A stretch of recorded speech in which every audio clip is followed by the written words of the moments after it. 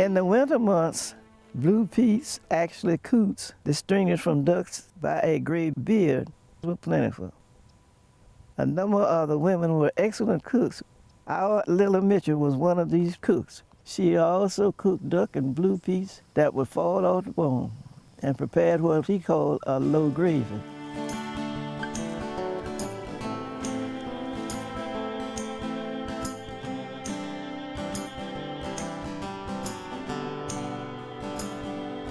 This area is a great area for cyclists because lots of country roads out here in Jefferson County, and they're real pretty places to ride.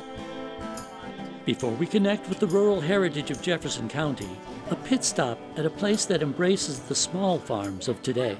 When we first opened, the big concept was, everything from scratch, just like Grandma used to make. And we've tried little by little, as much as we can to add more organic and more locally sourced stuff. And I love supporting the Red Hills Farm Alliance because I think they're doing a great thing. Our riders are following Jefferson County's Heritage Road map to West Lake Road, where local historian Flossie Byrd moved in 1940. She was 13. First impressions put into perspective, I soon began to appreciate that Jefferson County was, and for most parts, continues to be a beautiful environment. And we were fussing and crying and going on. After a while, we realized that they weren't going to turn around and take us back to Haines City. We were on our way to Monticello. The first thing we asked when we jumped out of the car was where was the school? Dr. Byrd went to school by the Junius Hill Missionary Baptist Church, which was established by Andrew Jackson Junius shortly after the Civil War. Students' learning stretched beyond the classroom as they helped gather firewood and cook lunches. It was a two-room school, 3 teachers. Some of the young people got upset about the fact that they had to go to the field instead of going to school. We didn't stay out of school a day just to be working on the farm. A few miles down the road is Ford Chapel AME Church, which also had a school. Ford Chapel and Junius Hill were the cornerstones of twin African-American communities. Whoever was teaching at Junius Hill, sometimes all those children that are there get in the road and come down here.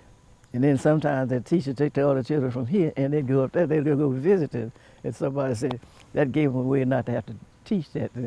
But anyway, it was life on the farm. With her parents shouldering the farm work while the kids stayed in school, Dr. Byrd and her siblings were excellent students. I graduated as a valedictorian of my class and went to Florida A&M, master's at Penn State, doctorate from Cornell. She taught in Texas for over 30 years. Unlike many in her generation, she returned to Monticello. And then, of course, then you had the exodus when people started leaving the rural area and going to town and then going to other areas.